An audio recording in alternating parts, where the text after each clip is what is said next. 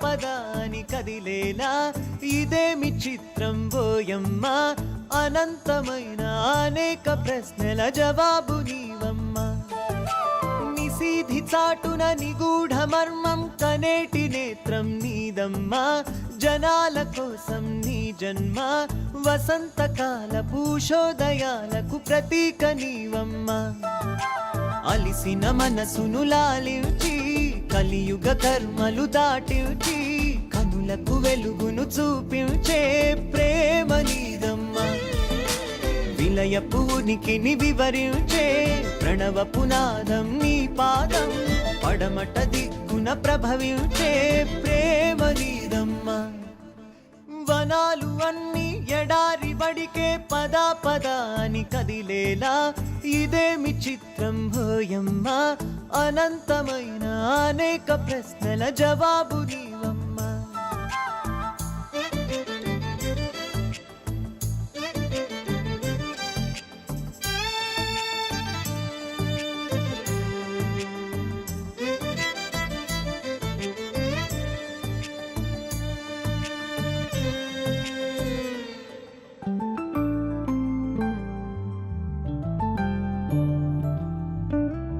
ఫలానా రోజు ఫలానా చోట ఇలాంటి మాట వింటారంటూ భవిష్యవాణి తలంపులన్నీ తెలిపే నయనం తనదని మనిషి కోసం ధనుస్సులాగా ప్రతి క్షణాన కావలి కాస్తూ పరిశ్రమించే ప్రభాత కిరణం ఇదిగో ఈమె రాహువు రాకను గమనించి రక్కసి రెక్కలు తెగ నరికి వెన్నెల వర్షం కురిపించే నింగిలీవమ్మ ఉక్కిట గరళం నువ్వు దాచి చెక్కిట నవ్వులు పూయించి చక్కటి బంధం పెనవేసే జన్మలీదమ్మా వనాలు అన్ని ఎడారి వడికే పదా పదా అని కదిలేలా ఇదేమి చిత్రం భోయమ్మ అనంతమైన అనేక ప్రశ్నల జవాబు నీవమ్మా నిశీధి చాటున నిగూఢ మర్మం కనేటి నేత్రం నీదమ్మా జనాల కోసం నీ జన్మ వసంతకాల పూషోదయాలకు ప్రతీక నీవమ్మా తండ్రి నాన్న బాబు బుజ్జి అని బలవంతంగా ప్రేమను చూపిస్తూ వాడు గాయత్రీదేవిని మర్చిపోయి గుర్తుకు వస్తే అసహ్యించుకునేలా చేశాను.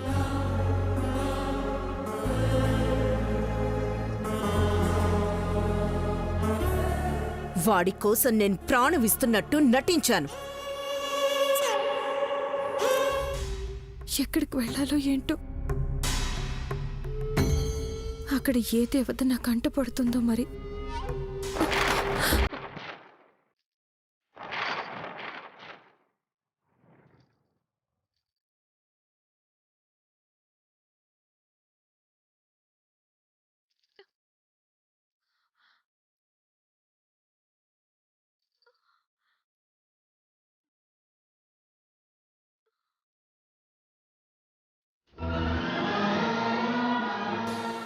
ఎవరున్నారక్కడ? నయని నయని నయని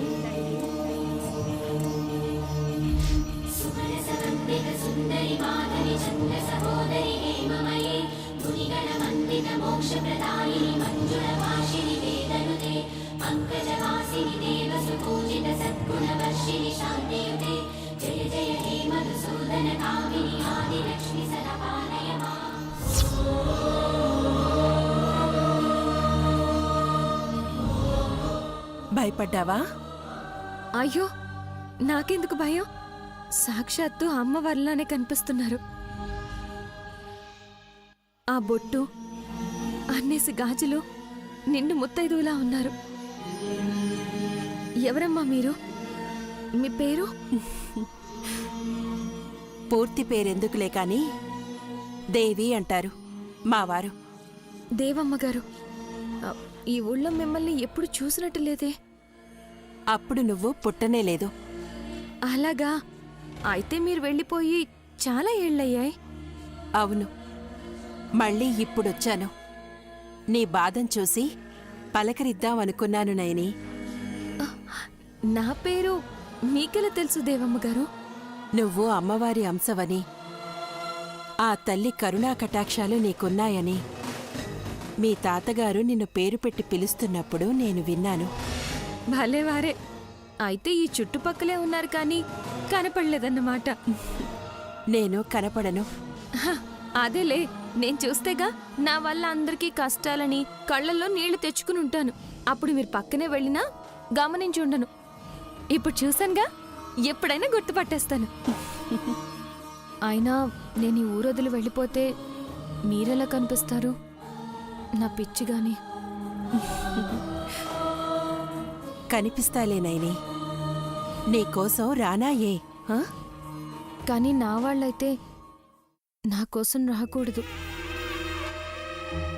తాతని, అమ్మని, చెల్లిని, ఆ విశాలాక్షమ్మ వారిని విడిచి వెళ్ళిపోతున్నందుకు చాలా బాధగా ఉంది దేవమ్మ గారు. ఇక్కడే ఉందామంటే ఊళ్ళో వాళ్ళు ఉండనివ్వరు. వెళ్ళిపోవాలి. బాధపడుకునేని, నిన్ను పంపించేస్తున్నారనుకోవద్దు. నువ్వే వెళ్తున్నావనుకో. రెండూ ఒకటే కదా? ఉహుం, లేదు. రావద్దని ఈ ఊరనుకోవచ్చు కాని నువ్వు రావాలి అని నాలాంటి వాళ్ళు కోరుకొనుండొచ్చు. నువ్వు ఈ ఊళ్ళో చేయాల్సిన పనులు అయిపోయాయేమో. వేరే చోటికి వెళ్ళి మంచి పనులు చెయ్యాలని ఆ విశాలాక్ష అమ్మవారే ఇదంతా చేయిస్తున్నారేమో. అంతేనంటారా? అంతేనైని. నీ వల్ల ఎవరికి మేలు జరగాలని రాసి పెట్టుంటే వాళ్ళకి జరుగుతుంది. నువ్వెక్కడ అడుగు పెట్టాలో నువ్వక్కడికే అడుగు వెయ్యాలి. అది చెప్పడానికే నేనొచ్చాను.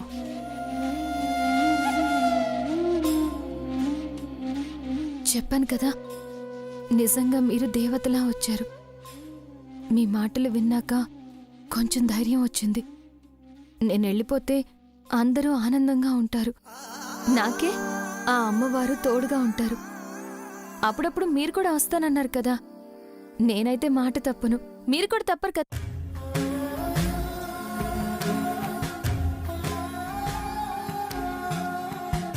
అమ్మగారు, దేవమ్మగారు, దేవమ్మగారు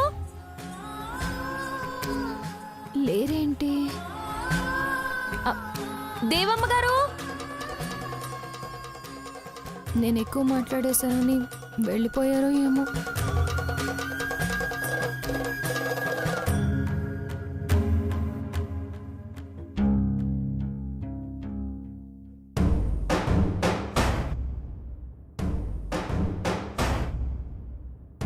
మేడం, కాఫీ.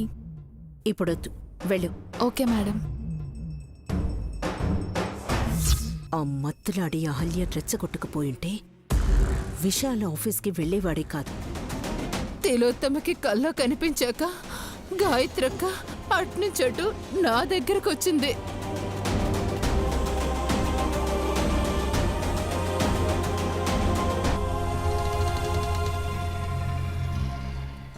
అలా ఎలా వస్తుంది? మీ అమ్మకొస్తే అహల్యకి రాదంట్రా? మీతో ఏమన్నారో చెప్పండి. గాయత్రక్క నన్ను తిట్టేసింది బావుగారు. అవును బావుగారు, విశాల్ ఫారెన్లో చదువుకున్నాడన్న మాటే గాని బిజినెస్ గురించి బొత్తిగా తెలియదని, తిలోత్తమ అతి ప్రేమ చూపించి అసమర్థుడిగా తయారు చేసిందని, చేత కానప్పుడు చైర్లో కూర్చుంటే కంపెనీయే మూసేసుకోవాల్సి వస్తుందని తెగ ఫీల్ అయిపోయింది బావుగారు. నా ప్లాన్ చెడగొట్టడానికి అది ఇంట్లో పడుందనుకుంటా. ఛ!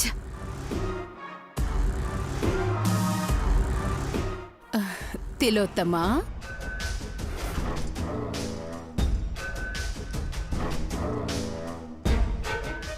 టైంపాస్ అవ్వక నిన్ను నువ్వే తిట్టుకుంటున్నావా? నన్ను నేనెందుకు తిట్టుకుంటాను? ఒక్క నిమిషం.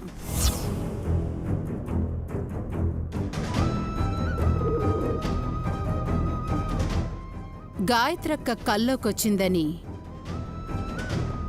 కష్టపడి ఏదో ప్లాన్ అల్లావు. నీ వేలితోనే నీ కంట్లో పొడిచేలా నేను కూడా ఆ కాసేపు సరదాగా కలగన్నాను. నీలాగే నేను కూడా కట్టుకథే అల్లాను. తాగుబోతు మాటల్ని నమ్మరనుకున్నాను. నా కొడుకు నమ్మాడు. నీ కొడుకెలా అవుతాడు?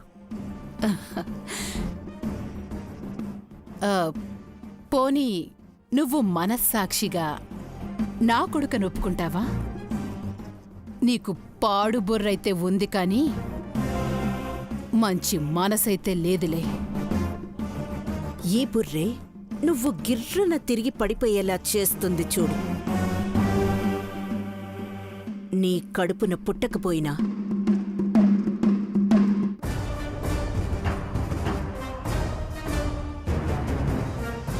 కాలగర్భంలో కలిసిపోయిన గాయత్రీదేవి గర్భాన్ని అద్దెకు తీసుకున్నట్టు ఫీలైపోయి విశాల్ని నా కొడుకు అని తుళ్ళుతూ చెప్పే నువ్వు ఆఫీస్కి వెళ్ళిన విశాల్ వారం తర్వాత యుఎస్కి వెళ్ళిపోతాను అని అనేలా చేస్తాను.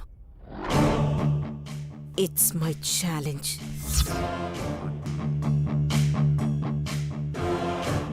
అత్తయ్య,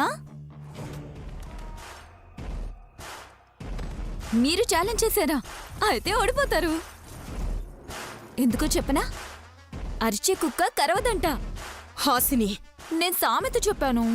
ఒకవేళ కరిస్తే ఇంకో సామెత ఉంది, కుక్క కాటికి చెప్పు దెబ్బ. పిచ్చి మాటలు మాట్లాడకుండా ఇక్కడి నుంచి వెళ్ళు. ఆముదంతో జ్యూస్ తయారు చేసుకొచ్చాను, తాగుతారేమోనని.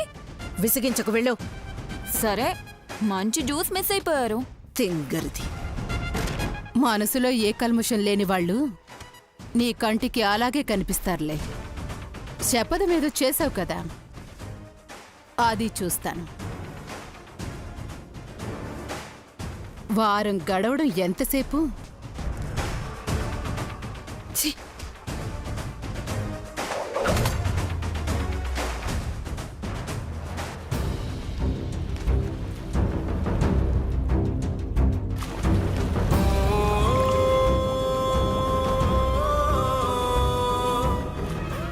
బాధపడకు నయని. నిన్ను పంపించేస్తున్నారనుకోవద్దు. నువ్వే వెళ్తున్నావనుకో. రెండు ఒకటే కదా. లేదు, రావద్దని ఈ ఊరనుకోవచ్చు కాని నువ్వు రావాలి అని నాలాంటి వాళ్ళు కోరుకొనుండొచ్చు. నువ్వు ఈ ఊళ్ళో చెయ్యాల్సిన పనులు అయిపోయాయేమో. వేరే చోటికి వెళ్ళి మంచి పనులు చెయ్యాలని ఆ విశాలాక్ష అమ్మవారే ఇదంతా చేయిస్తున్నారేమో. అంతేనంటారా? అంతేనైని. నీ వల్ల ఎవరికి మేలు జరగాలని రాసి పెట్టుంటే వాళ్ళకి జరుగుతుంది. నువ్వెక్కడ అడుగు పెట్టాలో నువ్వక్కడికే అడుగు వెయ్యాలి. అది చెప్పడానికే నేనొచ్చాను.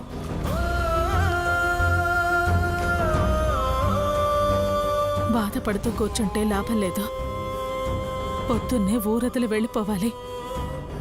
ఉండటానికి ఇల్లు లేకపోయినా కట్టుకోవడానికి బట్టుంటే చాలు, ఏ చెట్టు కిందైనా ఉండొచ్చు. బట్టలు సర్దుకోండి. అమ్మా, అనవసరంగా నువ్వన్నీ సర్దేసుకుంటున్నావు. ఊరొదిలిపోయేది మనం కాదు, మనూరికి పట్టిన శని. అది నయనక్క.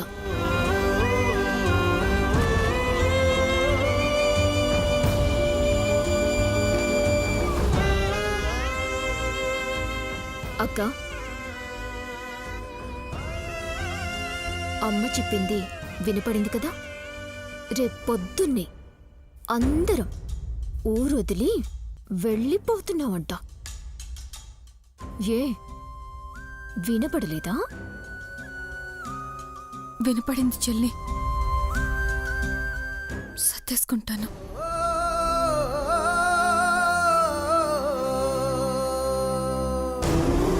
మగువా మగువా లోకానికి తెలుసా నీ విలువా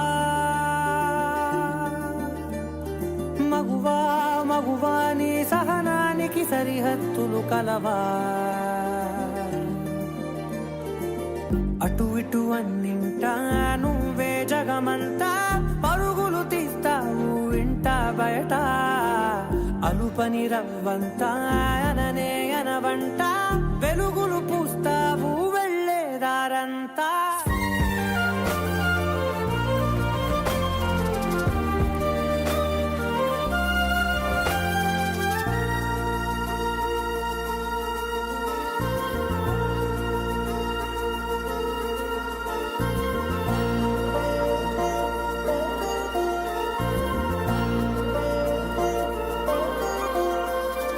నీ కాటుక కనులు విప్పారకపోతే ఈ భూమికి తెలవారదుగా నీ గాజుల చేయి కదలాడకపోతే ఏ మనుగడ కొనసాగదుగా ప్రతి వరుసలోను ప్రేమగా అందుకున్న బంధమా అంతులేని మీసమా అంచనాల కందున ఆలయాలు కోరని ఆదిశక్తి రూపమా నీవు లేని జగతిలో దీపమే వెలుగునా నీదగులాలనలో ప్రియమగు పాలనలో ప్రతి ఒక్క మగవాడు పసివాడేగా ఎందరి పెదవులలో ఏ చిరునవ్వున్నా ఆ సిరి మెరుపులకు మూలం నువ్వేగా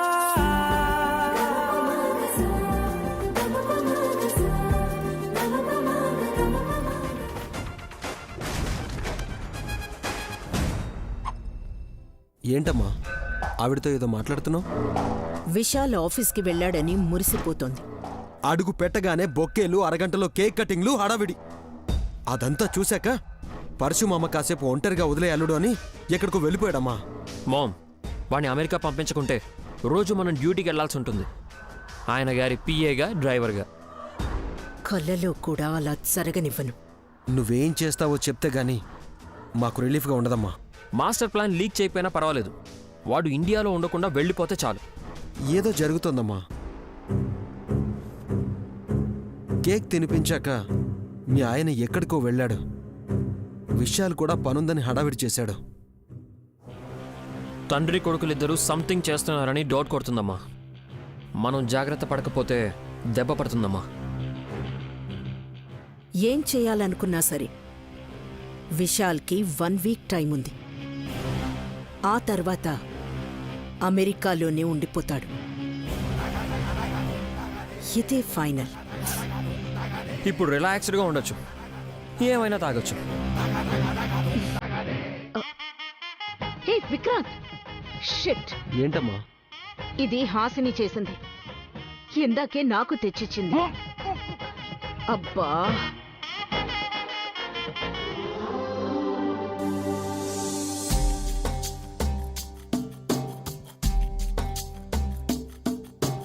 ఎగిరేవో సీతాకోక చిలక ఎదురయ్యే మలుపులెవరికెరుకా నిన్ను కన్నోళ్ళ గుండె పగులుతున్నా నీ కన్నీళ్ళ కడలి పొంగుతున్నా కానీ అవే నీ గమ్యమేది అయినా నీ పయనమే దరి చేరుగాక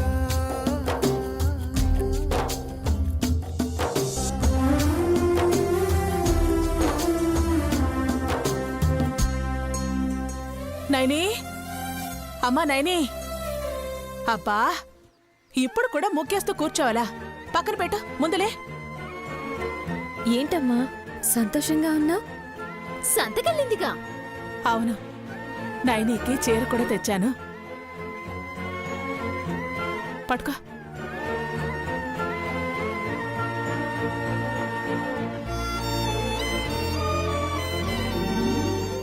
అనేసుకున్నాను అక్కడే, నీకిది బాగుంటుంది అని. బాగుందమ్మా.